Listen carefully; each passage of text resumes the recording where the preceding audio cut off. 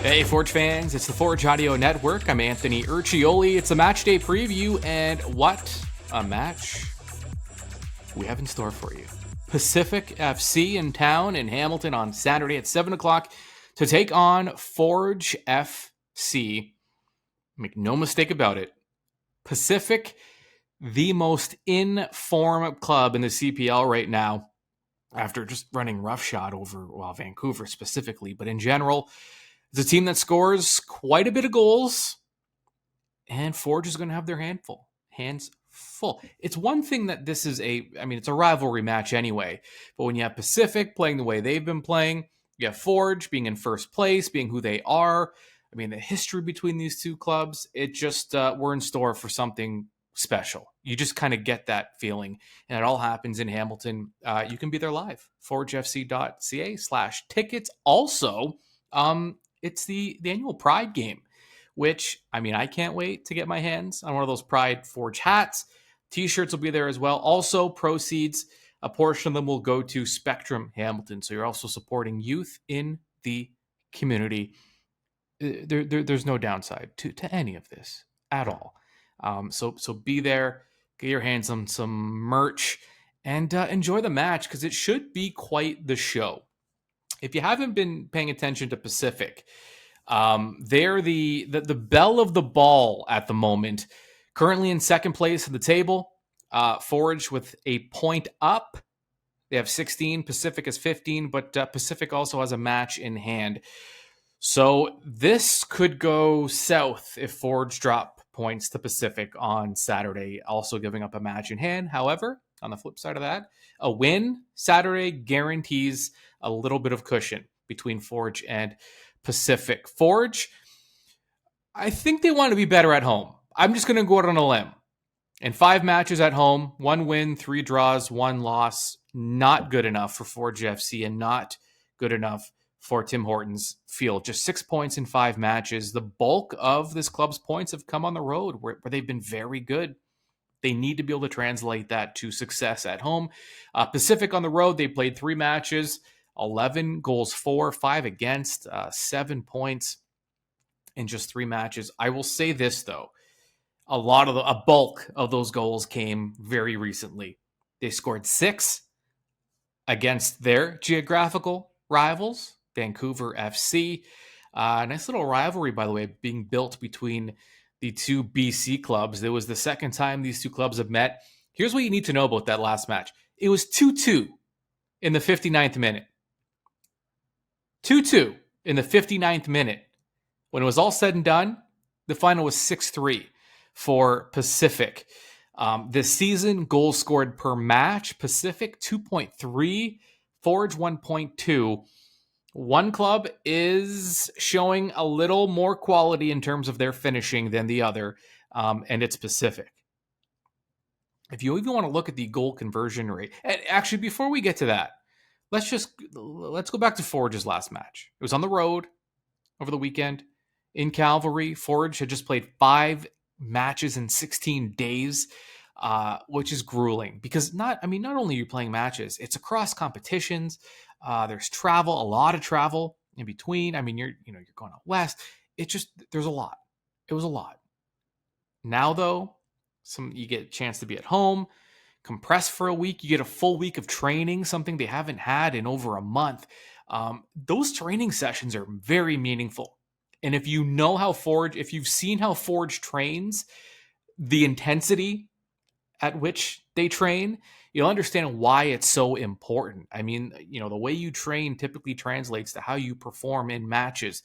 And when you don't have that full week, the rhythm isn't quite there. You don't get a chance to work on some things, prepare for your opponents as well as, and it's not to say this club isn't prepared going into these matches, but to have those extra days, it's just added preparation. It can't be a bad thing. So Forge now, full week to prepare, and they will take on Pacific. After that match against Calgary, the last match, where Forge scored a 94th minute equalizer, was Jordan Hamilton after a just flawless Kyle Becker delivery, which we shouldn't even be surprised at anymore, but it's still just very pretty to watch. So Jordan Hamilton securing the point that Forge really needed. after that long stretch of games. By the way, here's Bobby Smirniotis after that match talking about his club's resiliency. Something that builds up in a team, and it builds up in the DNA and the culture of the group. It's one thing I ask from the players, to try and be as consistent as possible in the good, but also when things aren't going well in the game. Because that's football. I said it on Wednesday night. We got scored on in the 93rd minute. It happened to us in that moment, and the football gods will turn around and give us one at some point. So you just have to keep an even state of a mindset, and that's one thing we try and do with the team. We don't get too excited after wins. We don't get too down after losses. And if you keep that mentality, it helps you in games like this one. Even keeled, Forge FC. So, yeah, listen, with that, like I said, it's a bit of you almost get to hit the restart button after that really grueling stretch. And that's good news for a club. By the way, listen, we need to point this out. The grueling stretch, dropping points at home, all of these negatives, this club's in first place as of right now. At the time of this broadcast, Forge FC is in first place. And that's with really this club not even living up to its potential. Good news for Forge. Bad news for the rest of the league. What an opportunity this Saturday against Pacific. Let's get back to the numbers here. And this is where Forge needs to get better. The goal conversion rate. This is a big one. We've seen Forge dominate games, dominate possession, time on attack, dangerous opportunities, shots on target, all these things, touches in the opponent's box. It just has not translated to enough goals. So goal conversion rate this season for Forge, 13.58%. 13.58. By comparison, Pacific this year, 22.5. Better than a fifth, almost a quarter of Pacific's shots on target are finding the back of the net. That is massive. And so this, again, you look at it, you go, this isn't good, but we're still in first place. So at the end of the day, it's an opportunity to like I said, kind of hit that reset button. A bulk of the damage for Pacific have come from their attackers.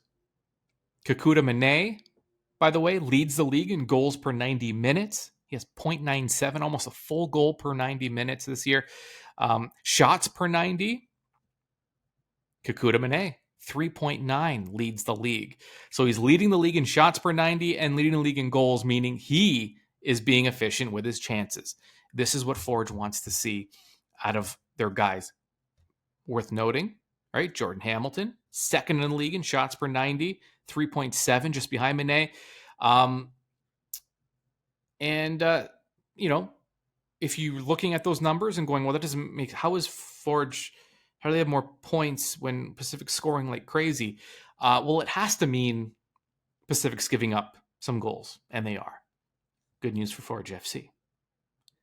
Because save percentage this season, number one in CPL, Tristan Henry, 75%.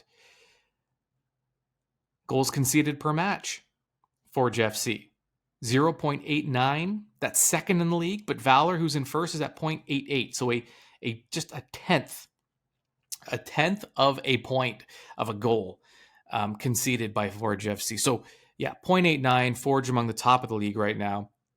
And Pacific is at 1.13. So they're giving up goals. I mean, they're giving up at least a goal per match, a little more than that. So yeah, there's an opportunity. There's a weakness here that can be exploited.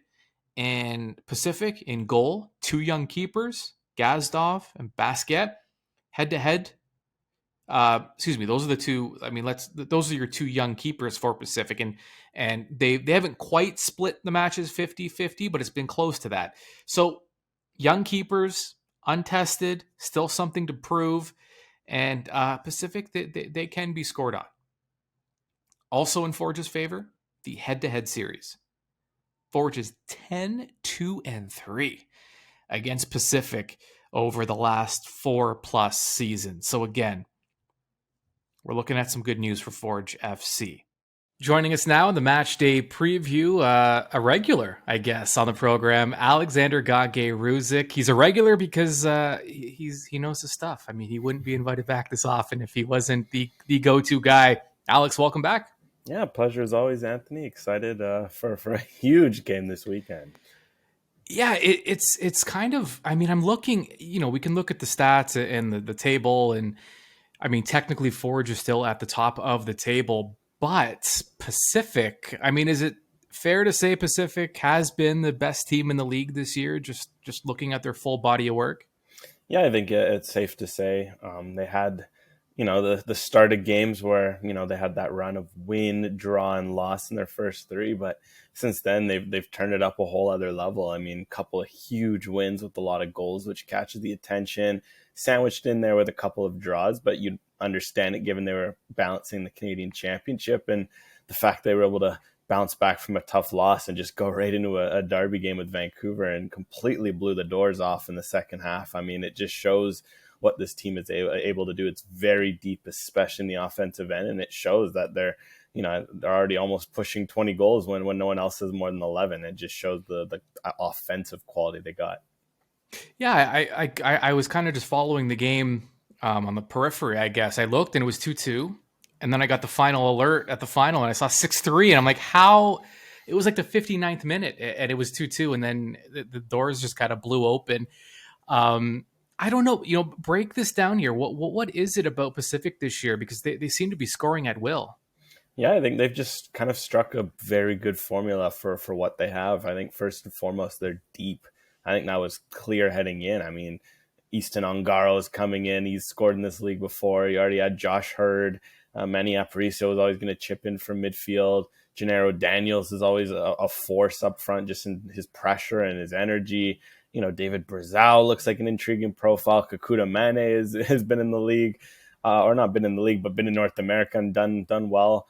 You had Eamon Salouf and what he's brought to the table. Like, those are lots of great names. And I think the key is that James Merriman has struck a balance in that, look, it's an open spot. If you play well, you will start the next game. And because of that, players are hungry to contribute off the start because they want to keep their spot. But also if you're coming off the bench, which ended up being the case for someone like Salouf in this game, you want to prove yourself. And because of that, they're getting great. These offensive performances are coming off the back of great starts, but also how they finish games too. Yeah, I was kind of looking at the head-to-head between these two clubs, and Forge has the edge just based on their previous meetings, but some close games in there. I don't know if the numbers. I was surprised to see that Forge had that big of an edge head-to-head because it seems like it's been closer.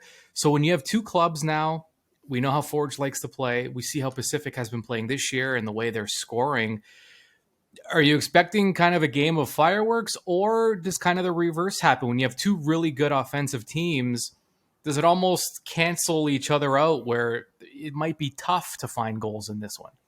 Yeah, for sure. And I think with these two teams, it is going to be a bit cagey. And I just say that because almost at times with all the attackers both teams have, you forget that they're very good defensively. They're pretty much statistically the top. Well, Forge is the top team in terms of underlying numbers. Pacific's in the top three. They've been top for most of it, if not for a few goalkeeping struggles. So really, like, these are two very good defensive teams, and you almost, you just forget that at times. I mean, Pacific had a bit of a slip up against Vancouver. They allowed 3 and they were not happy about it, but also that helps that when you do have those rare off nights, you can put 6 past another team and overcome that. So I think because of that, I think both teams will know, okay, you can't give up any cheap goals. You have to defend at your best. And I think it's no coincidence that in their first meeting, that 1-0 KG match away, where it easily could have been 0-0 if not for a bit of a mistake there, from Emil Gazdov, that, look, this is going to be a KG game, and a game where it could come down to 1 or 2 chances. Yeah, and that could be what differentiates these two clubs is between. I was going to say between the pipes, but that's more of a hockey term. But in goal, so you have Tristan Henry. Really, I don't know what more you can say about Tristan Henry and his body of work since this league has started. But for Pacific, the two keepers haven't split the starts down the middle, but both have contributed this year. Is that kind of that, maybe not necessarily a weakness, but is there let's just say if you're Forge, maybe an area where you can get an edge is between in goal from Pacific, especially when you compare to what Forge has. Yeah, I think it'd be safe to say early on in the season it'd be an area of growth that Pacific, would want to hone in on, and it's understandable. I mean, Emil Gazdov, just 19. This is a position where it's typically for older players. It's such a tough, demanding position. So he's been kind of learning as he goes, and we've seen the brilliance of it, such as the penalty shootout against Calgary in the Canadian Championship and some of the big saves. But also we've seen the other end of it with some of these goals that he'd want back. Interestingly enough, I think Pacific have tightened the gears a lot late, and I think the insertion of Kieran Basket has helped a lot. I think it's someone where he just, given that he's only 21, I can't say he's a veteran, but by comparison, he is a veteran, and he's already had a couple seasons under his belt. He, has over 20 games in this league, and you can tell immediately that just having him in has given Pacific a bit more of a calming head back there, someone who's got a little more of that experience. So I think it's something where now with Basket there and maybe Gazdov having had that taste can push and learn and go from there. It should improve, but it is something where, as we saw in the other game, it can be an issue. And for Pacific, they'll hope that they left those problems in the past.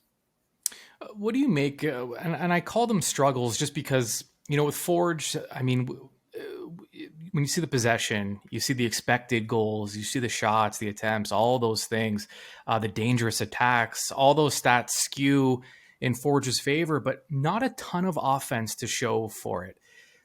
I mean, can you kind of make sense of why maybe that extra little touch, that extra quality just has been lacking this season for Forge? Yeah, it's a great question. It's one I've been pondering myself because, again, you look at the underlying metrics, like Forge is doing very well in terms of chance generation. You watch the games, they're spending a lot of time in the final third, but it's right, when it comes down to these big moments, they're not executing. And I feel like it comes down to a multitude of factors. I think one is just, sharpness and rhythm. Sometimes with your forwards, you just got to get them going. And then as you see with Pacific, all of a sudden they were struggling at the beginning of the year. They got their guys going, and now it's just rhythm and everyone's kind of in that moment. Another one worth wondering about Forge is just if fatigue's catching up to them. It's in the sense that, look, this is a team filled with returnees, and they've played together in Champions League and CONCACAF League and all these exploits. Over the course of 3 to 4 years, that stuff can add up to you, especially at moments like this, where it's kind of the early on in the season. They just had a heavy accumulation of Canadian Championship in the league, and you can just kind of hit like a mental block, a block of sorts. And, where maybe you don't feel fatigued, but just maybe, it's a bit of a grind, that mental fatigue from playing so many games. So it feels like for them, because of both, if you're looking at both of those factors, if you want to call it sharpness, if you want to call it that fatigue, usually it just, requires one big game, one big outburst. And, for Bobby, maybe it'll just also require rotating through, playing with some combinations. Maybe you'll see a bit more Pacius on the wing and Campbell up front. Maybe it's Pacius and Hamilton, a pair that we haven't, seen all that often at Forge or something along those legs to get it going, because the pieces are there. That's no doubt. Yeah, and one player that has, we can talk about fatigue, and that's an interesting point you brought up. But Kyle Becker looks like he's, still a kid, the way he's been playing this season, the energy, the work rate, and the creation too. Just, the playmaking ability was always there, but it's really been something that he's been showcasing this season. It just, to have a guy, face of the franchise, the captain, and it seems like every year people want to kind of say like, oh, maybe he's kind of on the downslope, and, maybe Noah Jensen's about to come in and kind of be the permanent starter. But Becker's having, at least up to this point, one of his better seasons, I think. Yeah, and he's thriving in this sort of new role he has, where it's not, say, like 2019 or 2020 Kyle Becker, when he was the guy. He was the guy doing everything. Everything would run through him. He'd play every minute of every game. He has these moments where he doesn't have to be the guy. He can take a night off, and you're going to throw in a Noah Jensen if he's, if Kyle Becker's looking tired.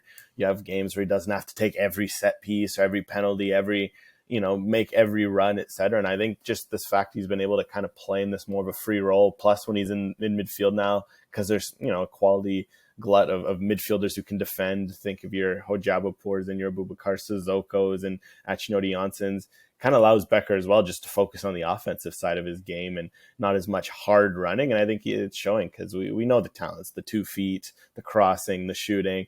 And when you're not having to do as much hard running, especially maybe like someone like Kyle Becker pushing on, just hit 30 couple not that long ago and it's pushing into that age, the more efficient you can be, the better it's going to help your offense. And I think it shows with some of the performances he's having. I was thinking about this.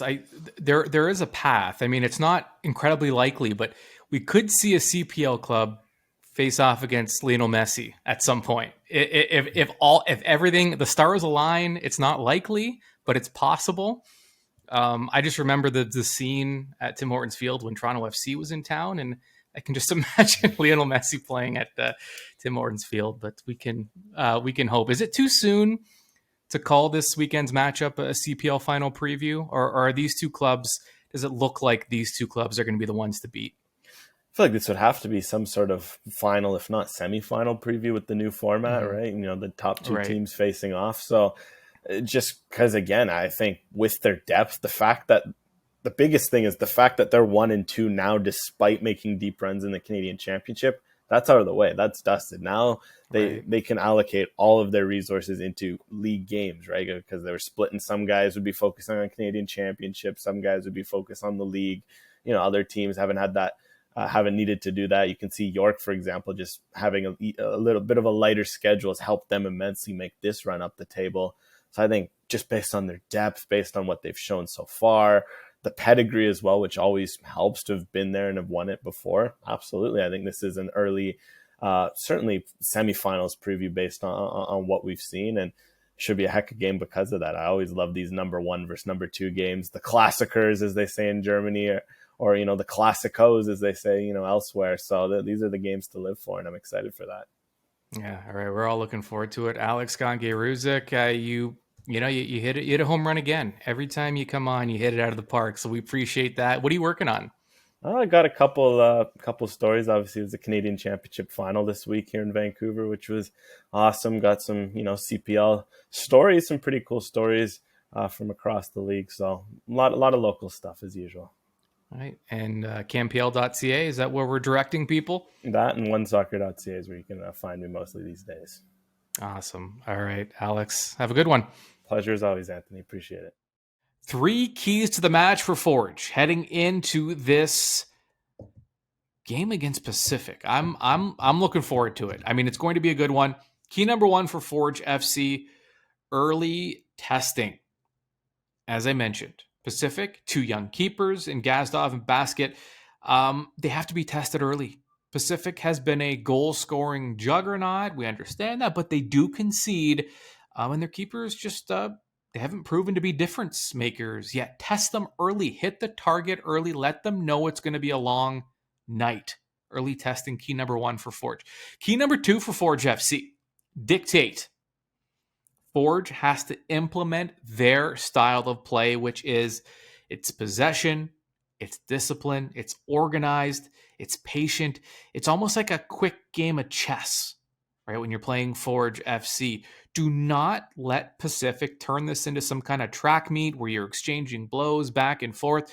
Dictate the pace. It's your game. It's your stadium. It's your home. You need to be in control. Dictate. Key number 2. Key number 3 for Forge FC.